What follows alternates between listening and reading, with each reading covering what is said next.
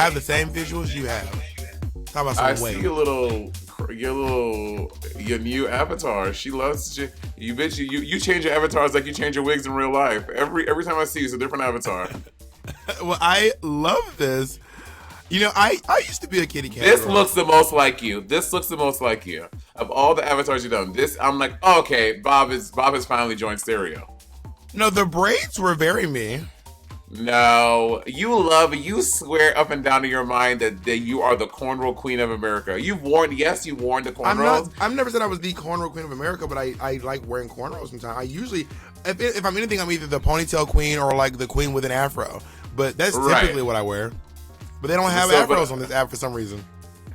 Because Black lives don't matter, apparently. I am finishing this meal, but I just Bob is having a full meal on this Watchery. You know what? Go take it. Go do some videos with Peppermint. Y'all can go do crunchy audio together.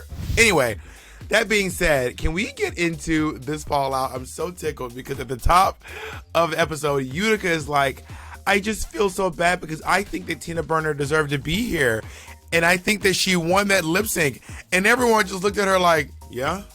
Yeah. Like, no one disagreed. No one was like, no. Right. Everybody was like, I mean. Facts. Which is true. I wrote Utica. Oh my God, Utica the drag queen. I wrote Utica is exhausting. I was like, because she starts off like, I really wanted Tina to stay, and she's like, but he was like, I really wanted Tina deserve to win. I really thought she's not here, but I am happy that I'm still here. I was like, you left, right, up, down, got it. Like she just all over the place, all over the map. I'm like, I don't know. I never know what emotion to feel when Utica has began speaking and when she's done. I never know how I feel about what she said. Right, I'm just so sad that she's gone because she's an icon, but also it was so great to lick her off her little pedestal and just ruin her life. I hope she kills herself. It's like, Jesus Christ. Yeah, like, I mean, right now, I am just going to say right now, I think Rose pegged this bitch. Like, when Rose in that Untucked was like, oh, you are a nasty, dirty queen. You busted out your little reads. And also, I mean, we'll get to her reason in a second, but it just seems like throughout this season, it just seems like Utica just really likes making fun of fat people. Like, it just seems like the bulk of Utica's comedy is either nonsensical or making fun of fat people. She even made fat jokes at Pork Chop during... oh, yeah, she did. During Snatch Game. Yeah. I was like, why does bitch keep making fun of fat people? Well, okay, Bob, that was just twice. It was just Pork Chopping now. It was just on the 2 episodes where, and she also made fat jokes, I believe, during the mini challenge too. Well, I think what it is that for people who aren't comedians, they just low hanging fruit, drag her. When people are not comedians, they just go for the low hanging fruit. They're like, this is easy. It's something I can physically see and everyone else can see, so I'm just gonna go for that because I think it'll be funny. At the top of the episode, Candy is the only queen left on stage without a win. Girl. Not a cute place to be. Not a cute place to be. Well, you love to say this thing you don't love. A couple episodes you said like going into like the finale without a win, like whatever. But in this day and age with this new drag race, I think that someone can go to the finals without a win. I genuinely think that can happen. It hasn't happened, but I can see it happen. Based on last season with Crystal, based on Cameron Michael season 10, they had 1 win compared to everyone else that had like 3 and 4. Yeah, but they didn't win. You're just there buying time. You're just there as a placeholder. If you go to the finale with no wins, bitch, you are a placeholder. That's not true. I think someone can go into the finale. I think if Cameron even though it's never happened, you think it can. Even though it had never happened, not even one time in the almost at this point 20 seasons of Drag Race, you still think it's like, yeah, it can happen. Yes, based on Shea Coulee with 4 challenge wins, and the Crown Queen is not her. I think yes, it absolutely can happen. Let's take this voice note. Okay, it's from Lauren Haverstick. There's actually never been a winner on Drag Race who hasn't won one of the first 5 challenges. Drag Monet. Drag Monet right now. So it's a new day in the workroom, and today we're doing a mini challenge. You know, whenever they ask you to do that, you feel so special. When Jacqueline's like, can you say this real quick? Say, it's a new day in the workroom, and today we are doing the snatch game. Oh, girl, I started doing my lip trills. I'm like, so it's a new day in the workroom, and today we're doing the snatch game. Girl, I just love snatch game. It is literally the fiercest challenge in Drag Race history. Because it feels like an audition. You're like, I know they're asking all the girls, but I want them to use my take. I will say that I think that the mini challenges have gotten substantially better. Okay, no, that's not true. I always enjoy the mini challenges for the most part. And this season, I think they're particularly great. I like them a lot. Yeah, that was fun. And honestly, anyone could have won the mini challenge. They were all funny. Also, Norvina of Honest Thoughts of Beverly Hills, her titties were in that garment. I was like, girl. Let the girls breathe. They was just, I was like, why you doing your titties like that? Why you being so mean to your titties? Okay, before we do anything, I was watching, and me and Ezra were watching together. At one point, I had to get up and walk away because of something Utica said. Utica looked Olivia right in her beautiful smile and said, I really think you're going to excel at this channel. And they immediately cut to Utica being like, I am nervous for Olivia. I think she's going to do poorly in this challenge. And I was like, this bitch, like, I don't know. Maybe she feels pressure to say nice things, even if she does not believe them. But you can also just like shut the fuck up and don't say anything. Well, you and I talked about this, right? When someone asks you in the workroom, like, do you think my snatch game was good? Telling them, bitch, you sucked. That was Asia O'Hara. That was the worst snatch game in Drag Race history. That doesn't serve anyone. It'd be like, it was fine. Like, that's a better way to go, in my opinion. This is why celebrities give you their phone number and they don't give me their phone number. Because we were on Drag Race and Dex exclamation point was like, guys, I've been told that my padding looks weird. What do you guys think? And I said, well, if I had to pick a word, I would say your padding looks suspicious. I could have just been like, girl, your padding is great. But my process was she asked me my honest opinion, and I gave this bitch my honest opinion. Like, don't ask me if you don't want to know. I don't go around offering it randomly to people. But if you ask me, I'm going to tell you. And I will say this, I'm not saying it's because of me, but I will say that Dax's padding looks great these days. If you've ever been victimized by Bob's unsolicited comments, raise your hand. Mitch, put your hand down, motherfucker. Let's go ahead and jump into these performances. First of all, Candy has a few good lines. That line where she said that this is the Olympics of drag, but Nina West was the stadium, that took me out. Yeah, that was good. Candy had some good moments. I'll say I was genuinely impressed because I was not expecting, because again, I don't know Candy to be a comedy queen. I've never I've never seen Candy's comedy, so I was genuinely impressed that she was able to hold the room and be successful what she did. I also really got a tickle out of her waiting for her results is like being on the judges panel, except she knows that her test results are going to be positive. I was like, oh my God, you better work. Okay, Simone's roast was hard to watch. What did Lonnie Love say? I was happy when she left the stage. I was like, bitch, it was uncomfortable for there were people filming TV shows in the next lot over who were like, I'm uncomfortable. I am fucking comfortable. She was holding her notes, and I don't understand when queens have their notes. I hate it so bad. I'm like, please memorize the jokes. Please memorize the jokes. Like, next up, we have Utica. Oh my God. Utica. Again, Utica when Utica starts to lose her footing, she just starts body shaming people. Utica's like, well, that joke was, you fat fuck, you fat piece of shit, you fat piece of fucking garbage. Woo. Oh, and I know all of y'all love Utica. Y'all get mad anytime Bob and I say anything about Utica, but bitch, it is the fuck what she is. That shit was so cringy. It was very uncomfortable. And having her body shaming and fat shaming this fucking daytime talk show TV host. This woman with like a 30-year comedy career. It was so uncomfortable to watch. I couldn't even look at the screen. I had to like look away at the screen. I was like, I can't even watch the screen. It was so not nice to see. And it's not about the. Let's take this comment real quick because it's not about the body shaming. It's just that the jokes were not funny. Which one do you want us to take, Jacob? There are 4 in here. Which one do you want us to take? Got it. All right. Here we go. I think the funniest comment was Lonnie Love reading Utica. Down. That one had me dying. Oh, I so screamed. funny. It was the best part of the whole fucking. I was gagging, but it's not because they were body shaming Nina a lot. They kept making fun of her shoulders, making fun of her size. Right? Yeah, I'm about to say. Yeah. It's not just the body shaming. It's just the fact that she was just literally like she tells a joke. The joke doesn't land. She goes, "You fat piece of shit. Your mom's a fat piece of fucking shit."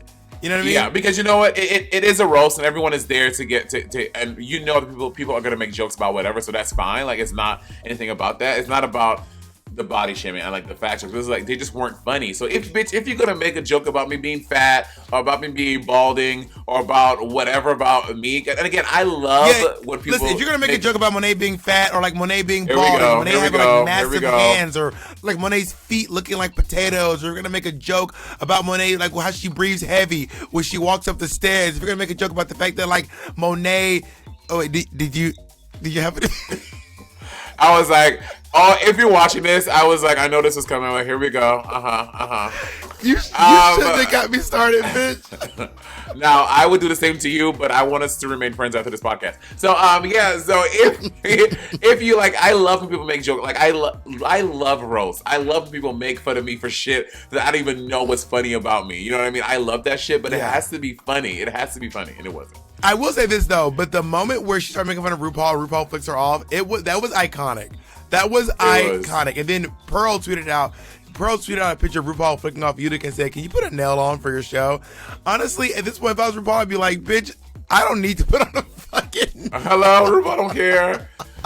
Okay. When Mick got up, that UTI bit was really funny, and also like I think honestly, probably one of the best jokes of the night was when one of the best jokes from a roaster of the night was when she said, I cannot believe I'm over here doing my comedy in front of Lonnie Love."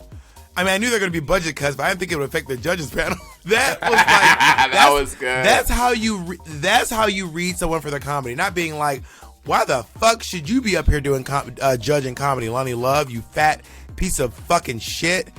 Oh my God, you have called Lonnie Love fat more times than Utica thought about it. Okay, I need you to calm down on the fat. I'm just quoting the twink queen of America, Utica. I'm saying, Monet, let me try right now. I've done a few review shows in my day. You will get in. I'm telling you, fans do not like when you make fun of skinny white twinks. They will come for you. They will get you, Monet. So I'm just letting you know right now. Say something mean about Utica. These fans gonna eat your ass up. Oh my God, we have a real miscongeniality. A true miscongeniality. Let's get a message from an actual miscongeniality.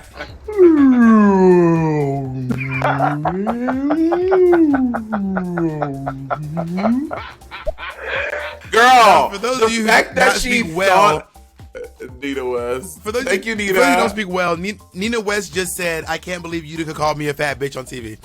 I mean, but also the thought that she even thought, the fact that she thought about the whale thing, I'm like, I guess this may be a callback to Nemo, but it would have been funny. See, okay, if she had layered that and built up to the whale thing, it could have been funny and making some type of clown jokes and clown fish and like do that whole bit. But it just came out of nowhere. It didn't go anywhere and just was not funny.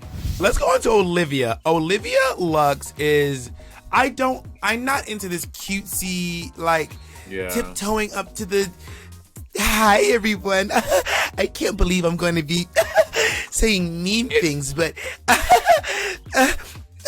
bitch, how old are you? How the fuck old are you? Why are you talking like that?" I agree. It was endearing at first. Like when the season first started, it was endearing, and I was like, "Oh my God, she's so cute." But now it seems a little bit disingenuous to me. And again, I don't know Olivia not very well. I don't know Olivia at all. I never met Olivia. We've had a phone conversation at this point, but I don't know much about her. But it just seems disingenuous. Why were you talking to Utica's man on the phone? Why the fuck were you talking to Utica's man on the fucking phone? And let's get into Rosé. I mean, Rosé's doing fine. Yeah, it wasn't particularly amazing. Again, I want to say I thought Rosé was funny, but I wasn't like, oh my god. And to be honest, I don't think anyone killed it. I didn't like listen to anyone's set, and I was like, oh my god, this bitch is really funny. I was like, No, like, Lonnie Love killed it. Lonnie Love killed it with that one line. Honestly, I was like, Candy's funny, and I thought Rosé was funny, but I didn't think either of them were like, bitch, you better work. That shit took me. I was like, yeah. And then The we'll top talk two about were the Candy critiques. and Mick. Candy and Mick were the top two. Oh, right. Not the Mickey. It's the Mickey erasure for me. It's the Mickey erasure for me, Monet. I will say this. It got to a point where Rosé was not telling jokes. She was just airing the building on Heidi. Like, I was like... She was airing the what? Building. Like, airing the building. Like, just putting Heidi's, like... She was like, yeah, nigga, you wanted to fuck me. You couldn't get no pussy with your whack ass. Can you I didn't want to fuck you. Do you know what people talk about when we did the reading challenge on season 10? And I said, and I made that joke about Cracker and you. I was like, something. Cracker's the only queen on Drag Race who had to fuck Bob the drag queen to get to the top, or something like that. And everybody was like, it was like that meme. Oh! So you don't want to tell people how you got this job on this podcast. All right, go on. Let's get into these looks, Mo. So, I mean, first of all, RuPaul looks so fucking slutty. I don't love this little skirt thing, but her body is dumb. It's dumb. You see, her body's so good. This is what I'm saying with the gloves. Like, those are nice because they're opaque and you can't see her nail beds. But if they were like a black mesh, you would see that she wasn't wearing nails, and it's not as impressive, in my opinion. It doesn't look good. She looks so slutty, and this look is just. I mean, I don't love the crinoline, but she just looks so hot, and I just keep thinking to myself, this bitch is 60. This is crazy. As soon as Candy walked out, I said, wow, she looks beautiful. This is a store-bought dress. This, and if it's not, it looks like it. That being said, she looks gorgeous. A little bit of titty would have made her waist look even smaller. I get a lot of the girls this season are not wearing titties. It's like a thing. I don't think Utica wears titties. Simone doesn't wear them. Mick doesn't wear them. Candy. It's like a thing. Like Candy doesn't wear them. Like the girls don't wear titties anymore. But also, Candy has a very short neck, and these chokers are not doing her favors. And she loves a choker. Her. Yeah. I was like, Candy, but she's gorgeous. Titties. Yeah. Oh yeah, she looks beautiful. The makeup is stunning. I love this nude lip. I love the liner. I love this human hair moment. But Candy is one of the queens who doesn't wear a titty, and I'm like, I'm not mad at it for. I don't know why. And I have talked about other girls like not corseting and yada yada yada. But for some reason, when Candy does not wear a titty, I'm still into it. I think it's because Candy is a larger person, so up top it still anchors out because her body is broad. She's big, so when she cinches in up top, she's just naturally gonna fill out. But a little bit of titty will make her waist look even smaller. Let's go into Simone, who's wearing Christy Geggy, which is Gigi Good's mom. Work. I will say I can see Gigi Good wearing this outfit. I feel like I've seen Gigi wear this hairstyle similarly before. And I'm sorry, but I wanted her to have a hip. Simone is literally straight up and down. If she had put just, you know those little like bumblebee booties that Violet and Vanjie wears? Yeah, the bumblebee buzz. Valentina wears them too. Yeah, like if she would have just put that on, I'm like, why did you like I don't love this dress. I'm not here to drag Gigi Good's mom, but I don't love this garment in general. Yeah. Sorry. Yeah. Sorry, Christy. Let's go into Utica. What the fuck? What is Utica wearing? What is Utica wearing? What is she wearing?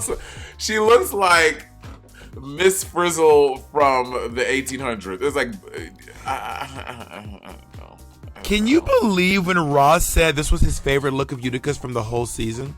I gagged. I said Ross just be saying shit sometimes. I genuinely Ross just be saying shit. Just saying anything. Maybe there's a chance that Ross wasn't there for the sleeping bag episode and it was Carson's week. But bitch, that sleeping bag changed the game. This, I don't even know what it looks like she's wearing. Each one of these pieces is completely separate from the other. This floral length gown with this weird overcoat with the ruffle sleeves that are Carmen Miranda, with the bubbles on your head that are Thorgy, with what is this weird bang?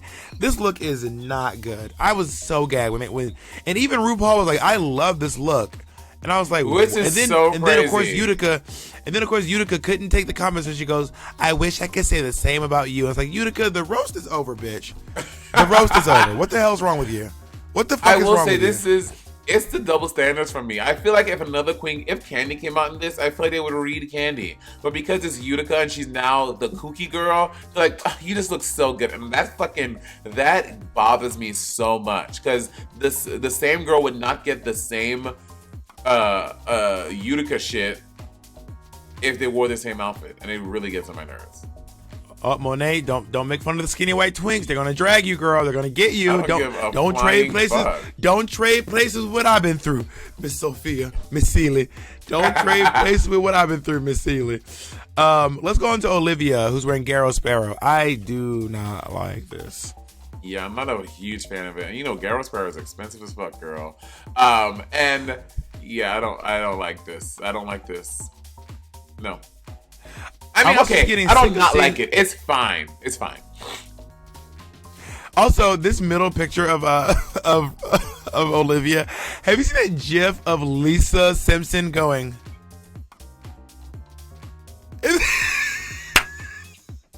Oh yeah, it's very that.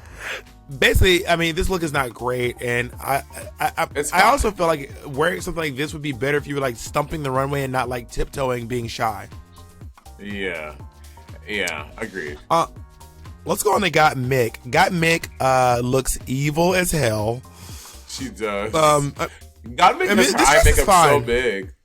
Yeah, it's cute. Yeah, she does. With the skinniest little eyebrows, with the tiniest little eyebrows.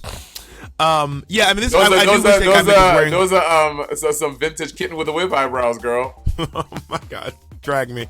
I wish that she was wearing her hip pads here, because when Mick pads, her body is bananas. But I think that a lot of them were really phoning it in this week with their looks, to be honest. Yeah, this wasn't their best. I mean, if this outfit had a hip in it, and even a little titty on this too, I would have been like, ooh, ba ba boom. But it's just straight up and down. Mick didn't wear a titty, a hip, or a corset because the dress was backless. So I think that Mick was really relying on the dress to do the bulk of the work. What the fuck is Rose wearing?